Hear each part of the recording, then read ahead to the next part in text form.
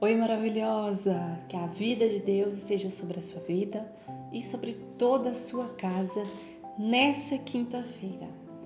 Hoje nós vamos refletir no Salmo de número 14, que diz assim: Diz o tolo em seu coração, Deus não existe. Corromperam-se e cometeram atos detestáveis. Não há ninguém que faça o bem. O Senhor olha dos céus para os filhos dos homens, para ver se há alguém que tenha entendimento, alguém que busque a Deus. Todos se desviaram igualmente e se corromperam. Não há ninguém que faça o bem, não há nenhum sequer. Será que nenhum dos malfeitores aprende? Eles devoram o meu povo como quem come pão e não clamam pelo Senhor. Olhem, estão tomados de pavor, pois Deus está presente no meio dos justos. Vocês, malfeitores, frustram os planos dos pobres, mas o refúgio deles é o Senhor. Ah, se de Sião viesse a salvação para Israel! Quando o Senhor restaurar o seu povo, Jacó exultará, e Israel se regozijará. Esse salmo revela a corrupção e a insensatez da humanidade longe de Deus. Aqui Davi nos convida a refletir sobre a condição humana sem a presença do Senhor e nos aponta para a necessidade urgente de salvação que só Deus pode oferecer. Esse salmo foi escrito por Davi em um tempo onde ele observava a decadência moral e espiritual ao seu redor. Embora não se saiba exatamente o período específico em que foi escrito, o Salmo 14 reflete um tempo de grande impiedade e falta de temor a Deus em Israel.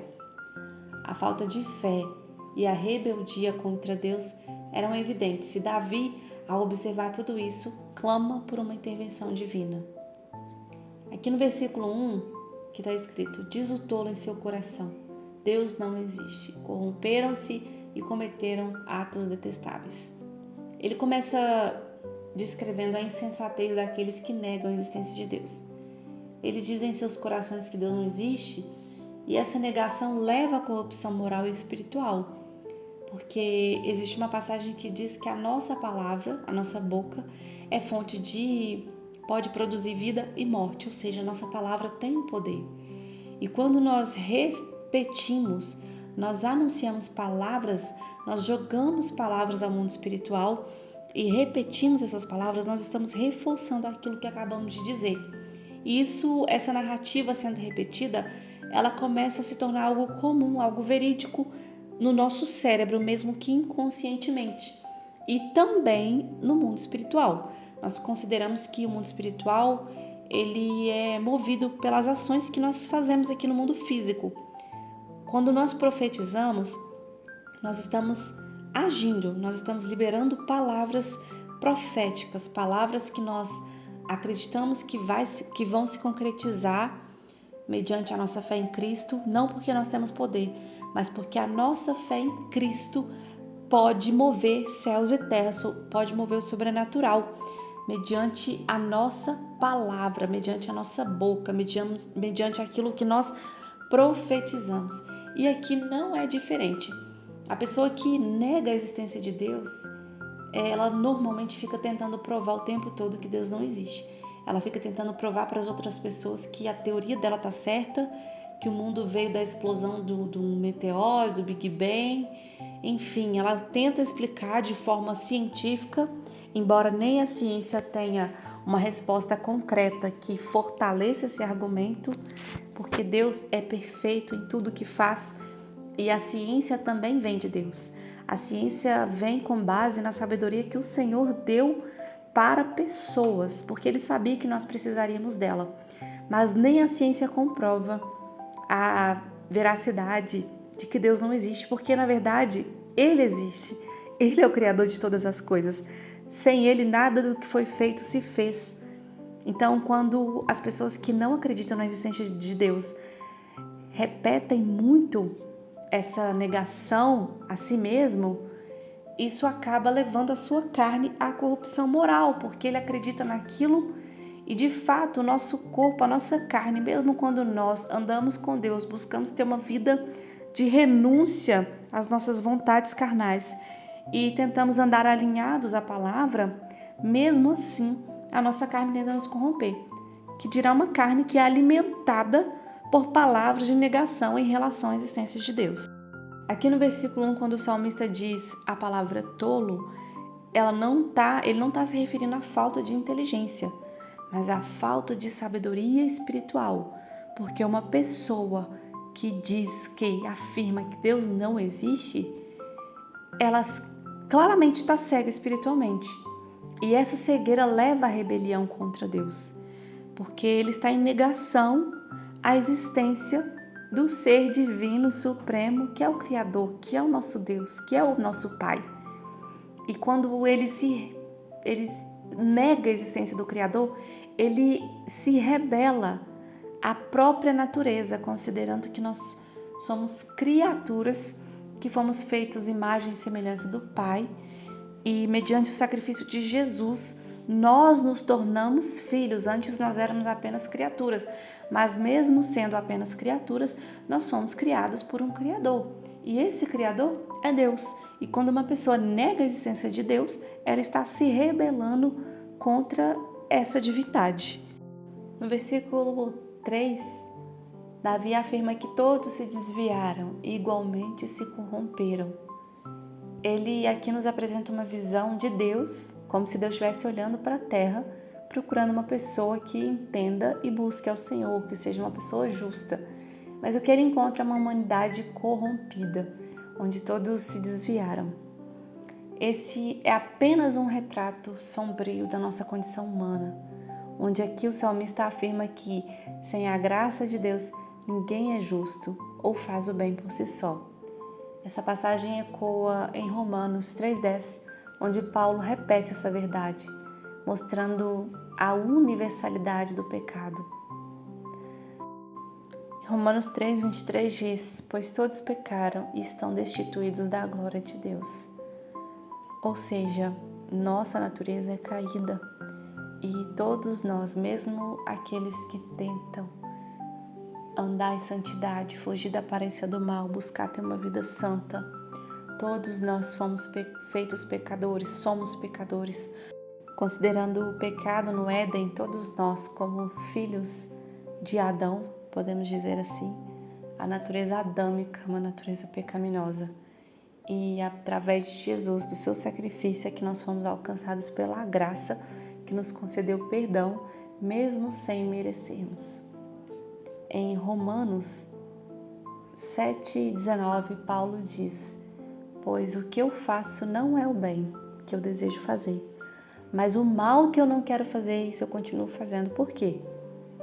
Porque aqui ele afirma que tudo que ele tem em mente, que é bom e tem vontade de fazer e deseja fazer, porque ele quer obedecer a Deus, ele quer obedecer ao Senhor nos seus mandamentos, cumprir os seus preceitos, de fato ser um cristão, ou seja, ser um seguidor de Cristo, um pequeno Cristo, fazer a diferença no mundo. Ele não consegue colocar em prática tudo de bom, tudo de bem que ele deseja fazer. Por quê? Porque a natureza pecaminosa do ser humano luta o tempo todo. É uma guerra constante, onde a nossa carne luta contra o nosso espírito. O nosso espírito sabe que precisa fazer.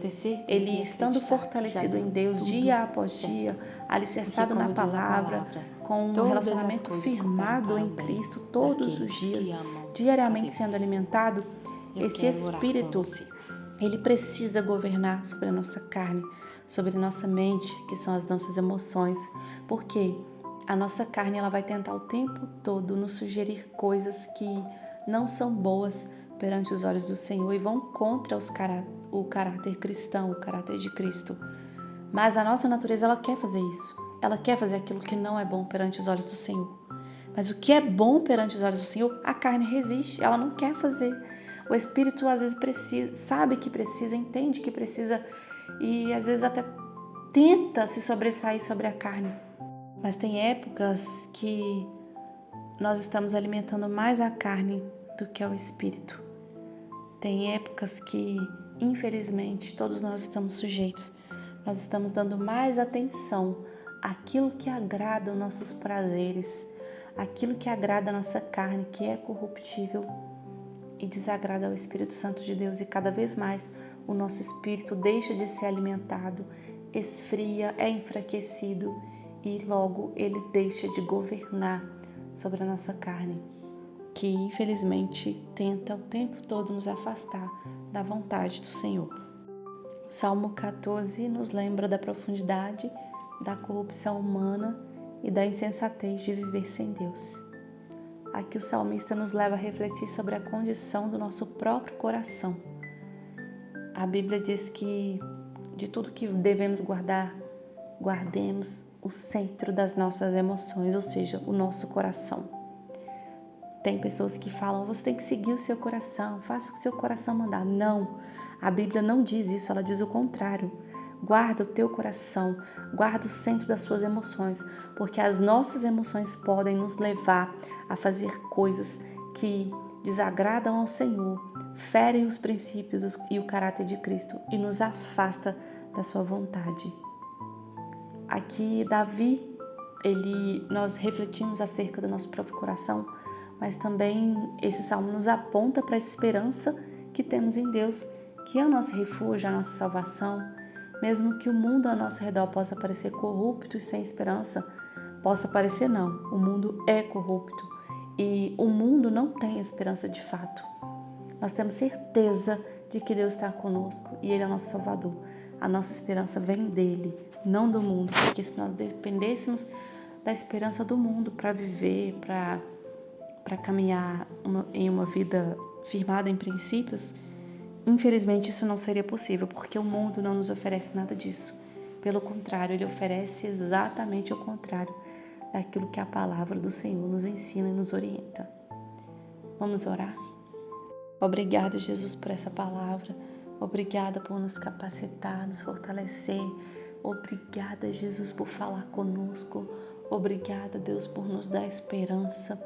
Eu te agradeço por essa palavra, eu te agradeço por esse dia e eu te agradeço por cada vida que escuta essa mensagem. Que essas pessoas, assim como eu, que nós não sejamos apenas ouvintes da tua palavra, mas que sejamos praticantes, que cada dia mais possamos fugir das sugestões da nossa carne, da nossa mente, das nossas emoções e possamos nos fortalecer na palavra do Senhor, em oração, buscando a presença do Senhor constantemente, alimentando o nosso espírito para que este governe sobre toda a nossa carne. Em nome de Jesus eu oro a Ti, Senhor.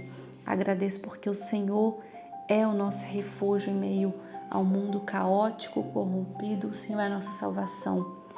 Eu peço que o Senhor nos ajude a não nos desviarmos dos Teus caminhos e que possamos buscar sempre pela Tua sabedoria em tudo que fizermos. Que o Senhor nos capacite para sermos luz no mundo e que possamos refletir cada vez mais a Tua verdade e o Teu amor por onde quer que estejamos. Em nome do Pai, do Filho e do Espírito Santo de Deus eu oro assim. E quem concorda diz amém. E se essa palavra falou com você de alguma forma, peço que você compartilhe com outras mulheres para que outras vidas sejam alcançadas e edificadas por ela. Lembre-se de colocar diante do Senhor tudo aquilo que você precisa e deseja e se posicione para receber tudo aquilo que Ele já liberou sobre a sua vida e sobre o que Ele ainda vai liberar. Afinal de contas, mulheres posicionadas prosperam.